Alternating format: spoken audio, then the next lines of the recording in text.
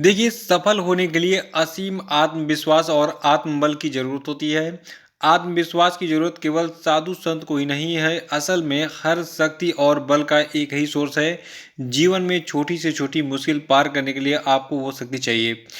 जय हिंद साथियों, आज है 11 अक्टूबर के दिन और आज के वीडियो में total 13 most important current affair हम चर्चा करेंगे जो कि आपकी सभी परीक्षाओं के लिए मोस्ट इंपॉर्टेंट है। तो शुरू से लास्ट तक वीडियो में बने रहिए और इस वीडियो को पूरा के बाद आप इसकी पीडीएफ फाइल जो है इसको भी डाउनलोड कर सकते हैं वीडियो के डिस्क्रिप्शन बॉक्स से और हमारे टेलीग्राम चैनल से भी। और देखिए, जो लोग नए हैं वो चैनल को सब्सक्राइब जरूर कर लेंगे, साथ में बेल आइकन प्रेस करके वीडियो को लाइक और शेयर भी कर देंगे। तो चलिए शुरू करते हैं आज के करंट अफेयर को। देखिए, इससे पहले बता दूं, देखिए मंथली करंट अफेयर का जो सितंबर महीने का पार्ट 1 और पार्ट 2 का वीडियो था ये अपलोड हो चुका है, उसको आप देख लीजिएगा। देखिए, आज का पहला प्रश्न है कि अर्थशास्त्र का नोबेल पुरस्कार 2022 किसको दिया गया। तो देखिए, अर्थशास्त्र यानी कि इकोनॉमिक्स का जो नोबेल प्राइज है ये दिया गया इस बार 3 व्यक्तियों को। देखिए, पहले व्यक्ति का नाम है बेन एस बर्नानके और दूसरे का नाम है डगलस डब्ल्यू डायमंड और तीसरे का नाम है फिलिप एच डायबविग। ठीक है, तो नाम तीनों के थोड़े से अजीब हैं लेकिन आपको याद करना ही पड़ेगा।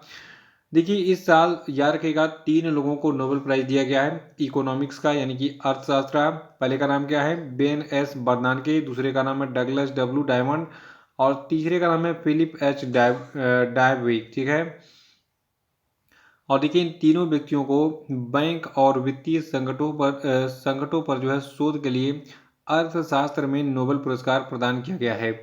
देखिए, इकोनॉमिक्स यानी कि अर्थशास्त्र में नोबेल पुरस्कार जीतने वाले जो व्यक्ति होते हैं उनको 1 करोड़ स्वीडिश क्रोनर यानी कि लगभग 9 लाख अमेरिकी डॉलर का कैश प्राइज दिया जाता है।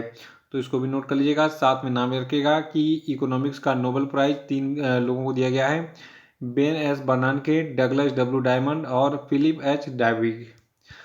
अगला कि गल्फ ऑयल लुब्रिकेंट की नई ब्रांड एम्बेसडर कौन बनी।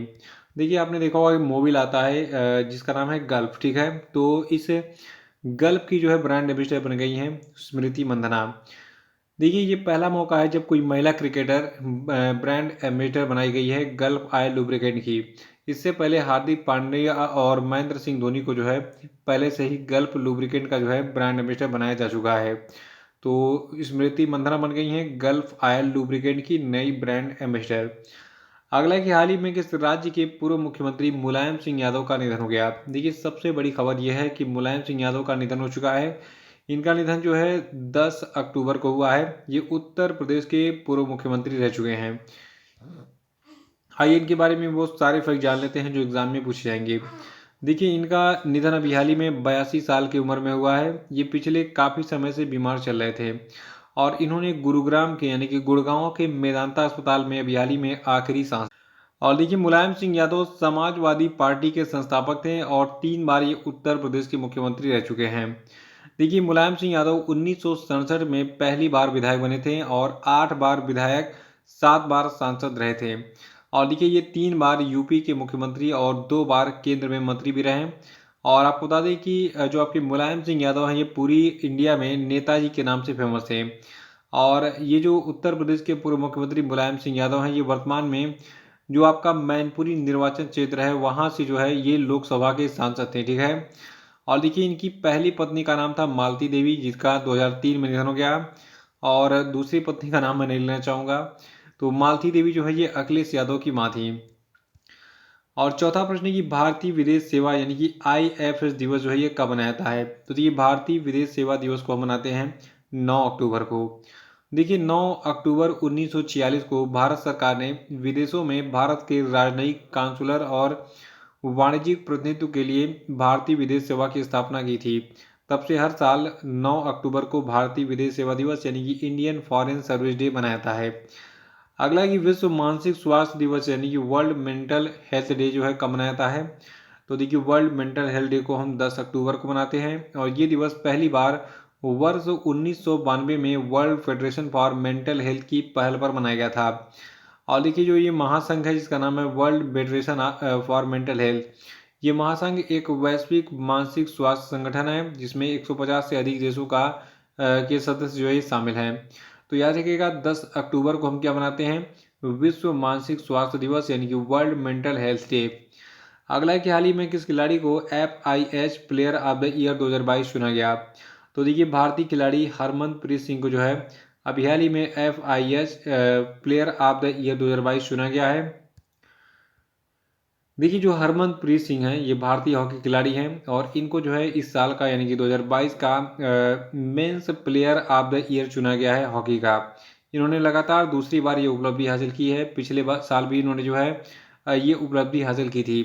देखिए 26 साल के हरमनप्रीत ऐसा करने वाले दुनिया के सिर्फ चौथे खिलाड़ी हैं जिनको 2 बार ये सम्मान मिला है। देखिए इनसे पहले पुरुष वर्ग में नीदरलैंड के तियून डी नुयर और ऑस्ट्रेलिया के जेमी ड्वायर और बेल्जियम के आर्थर वान डोरेन को जो है ये सम्मान 2 बार मिल चुका है।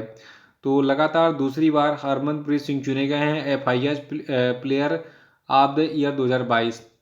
और देखिए इसी बीच जो आपकी एक डच खिलाड़ी हैं यानी कि हॉलैंड की निवासी हैं फेलिस अल्बर्स, इनको महिला वर्ग में FIH player of the year चुना गया है। अगला प्रश्न है कि यूनिसेफ की हालिया रिपोर्ट के अनुसार किस दक्षिण पूर्व एशियाई देश में 10 लाख से अधिक लोग विस्थापित हुए। देखिए इस प्रश्न का उत्तर देना थोड़ा सा एग्जाम में कॉम्प्लिकेटेड होगा क्योंकि देखिए अभी हाल ही में चीन में भी वॉर चल रहा है, अफगानिस्तान में भी और म्यांमार में भी। इन तीनों जगहों पे जो है एक तरीके से कहा जाए जितने भी ये मुस्लिम वगैरह थे, उइगर मुस्लिम और या फिर रोहिंग्याज वगैरह, ठीक है, तो इनको वहाँ से भगाया गया, प्रताड़ित किया गया। तो म्यांमार में खास तौर से बहुत ज़्यादा प्रताड़ित किया गया और इस एक तरीके से देखा जाए प्रताड़ना से मजबूर होकर जितने भी रोहिंग्या मुस्लिम थे वहाँ से देश छोड़कर उनको भागना पड़ा। तो इस रिपोर्ट में ये सारी चीज़ें बताई गई हैं, कैसे कैसे क्या चीज़ें बताई गई हैं ये मैं आपको डिटेल में बताने जा रहा हूँ, ध्यान सुनिए। देखिए संयुक्त राष्ट्र बाल एजेंसी जिसको आप यूनिसेफ कहते हैं, इसने अपनी हालिया रिपोर्ट में घोषणा की है कि पिछले साल सैन्य तख्तापलट के बाद से म्यांमार में 10 लाख से अधिक लोग विस्थापित हुए। और देखिए पिछले साल सेना के द्वारा आन सांग सू की सरकार को हटाने के बाद से दक्षिण पूर्व एशियाई देश उथल पुथल में है, यानी कि जो आपका म्यांमार है यहाँ पर बहुत ज़्यादा उथल पुथल हो गया। और देखिए इस रिपोर्ट में ये भी बताया गया कि पलायन को मजबूर लोगों में से आधे से अधिक देश के उत्तर पश्चिम सागा इंग क्षेत्र से हैं, यानी कि जो आपका म्यांमार का सागा इंग क्षेत्र है, ठीक है, तो यहाँ से सबसे अधिक लोग विस्थापित हुए म्यांमार से, ठीक है। और अगला प्रश्न है कि हाल ही में पहली बार किस सशस्त्र बल के लिए अधिकारियों के लिए हथियार प्रणाली शाखा को मंजूरी दी गई।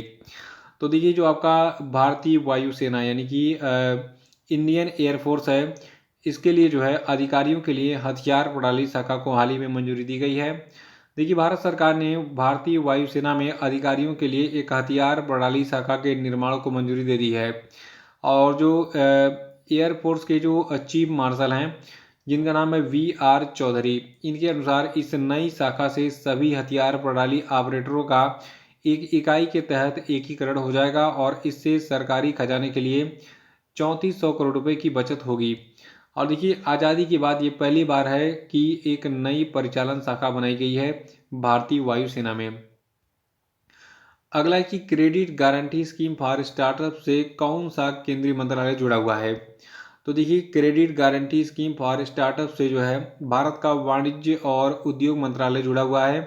देखिए जो आपका ये credit guarantee scheme for startup है, इस योजना का उद्देश्य अनुसूचित वाणिज्यिक बैंकों, गैर बैंकिंग वित्तीय कंपनियों और भारतीय प्रतिभूति और विनिमय बोर्ड जिसको आप सेबी कहते हैं, जिसको अंग्रेजी में आप security and exchange board of India कहते हैं, इसके द्वारा पंजीकृत वैकल्पिक निवेश कोष यानी कि अल्टरनेटिव इन्वेस्टमेंट फंड द्वारा दिए गए ऋणों के लिए ऋण गारंटी प्रदान करना है।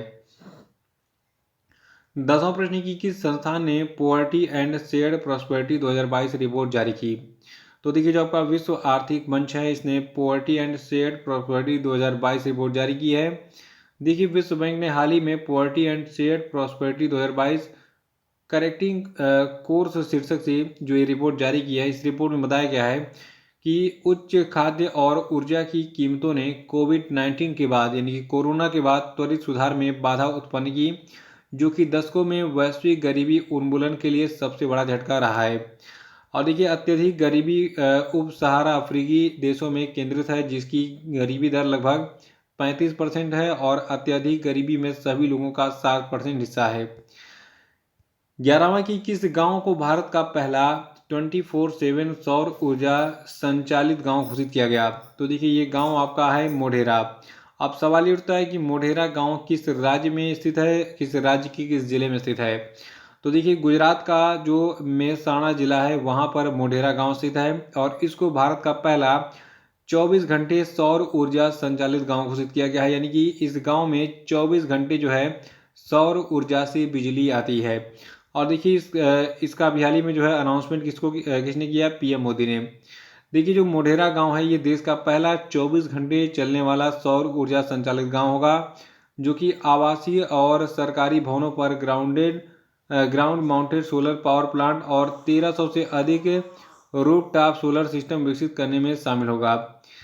और अगला कि भारत में निर्मित ड्रोन द्रोणी जो है इसका निर्माण किस कंपनी के द्वारा किया गया है। तो देखिए द्रोणी जो है एक हाई टेक्नोलॉजी वाला ड्रोन है जिसको गरुड़ एरोस्पेस कंपनी ने बनाया है, जो कि भारत की कंपनी है।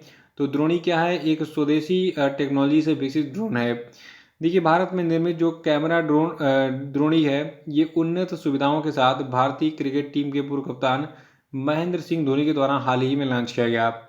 और इस ड्रोन का निर्माण जो है ये गरुड़ एरोस्पेस के द्वारा किया गया है और ये ड्रोन 2022 के अंत तक जो है मार्केट में लॉन्च हो जाएगा।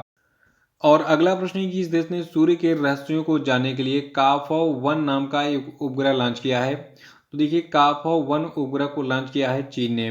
देखिए चीन ने अपने निर्माणाधीन अंतरिक्ष स्टेशन को सफलतापूर्वक एकीकृत करने और अपने चंद्र मिशन के अगले चरण को मंजूरी देने के बाद एक नया उपग्रह लॉन्च किया है जो कि सूर्य से जुड़े रहस्यों को उजागर करेगा। और देखिए इस एडवांस्ड स्पेस आधारित सोलर ऑब्जर्वेटरी को लॉन्ग मार्च 2D रॉकेट पर लॉन्च किया गया था। और उपग्रह को यानी कि जो आपका ये काफा-1 है तो इसके कक्षा में स्थापित होने के साथ ही 6 महीने का लंबा कमीशन चरण शुरू हो गया है चीन के लिए। तो याद रखिएगा अभी हाल ही में चीन ने सूर्य के रहस्यों को जानने के लिए काफा-1 नाम का एक उपग्रह लॉन्च किया है। तो ये थे आपके आज के सभी धमाकेदार और मोस्ट इंपोर्टेंट प्रश्न। और अब हम बात करेंगे आज के सभी क्वेश्चन पे। देखिए आज क्वेश्चन नंबर का पहला प्रश्न आपके लिए कि हाल ही में आरबीआई ने यस बैंक के एमडी और सीईओ प्रशांत कुमार को कितने साल के लिए पुनर्नियुक्त किया है, बताइए। दूसरा कि हाल ही में भारत और किस देश के मध्य व्हाइट शिपिंग इंफॉर्मेशन एक्सचेंज समझौता हुआ, बताइए। और तीसरा कि विश्व कपास दिवस कब मनाते हैं, बताइए। चौथा है कि एसबीआई जनरल इंश्योरेंस के नए एमडी और सीईओ कौन बने, बताइए। पांचवा कि विश्व प्रवासी पक्षी दिवस कब मनाया जाता है, आंसर बताइए।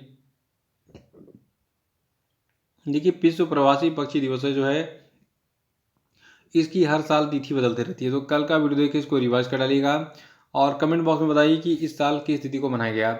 और अब हम बात करेंगे कल के पूछे गए सभी क्वेश्चन के सही उत्तरों की। देखिए कल का पहला प्रश्न था कि अंतर्राष्ट्रीय सौर गठबंधन की 5वीं सभा किस स्थान पर आयोजित की जाएगी। तो देखिए ये प्लेस है नई दिल्ली, जहां पर अंतर्राष्ट्रीय सौर गठबंधन की 5वीं सभा आयोजित की जाएगी। और दूसरा है कि हाल ही में किसके द्वारा एक नई उन्नत पर्यवेक्षी निगरानी प्रणाली दक्ष लॉन्च किया गया। तो देखिए दक्ष को भारतीय रिजर्व बैंक ने लॉन्च किया है। और देखिए स्वच्छ गंगा के लिए राष्ट्रीय मिशन ने बिहार में टोटल 1145 करोड़ रुपए का जो 14 परियोजना इसको लॉन्च किया। और देखिए Singapore formula 1 grand prix 2022 race को जीता है सर्जियो पेरेज ने। और पांचवा था कि हाल ही में रूस यूक्रेन के मानवाधिकार संगठनों के साथ किस देश के मानवाधिकार कार्यकर्ता को नोबेल पुरस्कार दिया गया शांति का। तो देखिए नोबेल शांति पुरस्कार जो है बेलारूस के कार्यकर्ता उनको दिया गया है। और इनका नाम जानने के लिए परसों का वीडियो देख डालिए, पूरे डिटेल मैंने इसके बारे में बताया है। तो इसी के साथ आज का वीडियो समाप्त होता है। जय हिंद।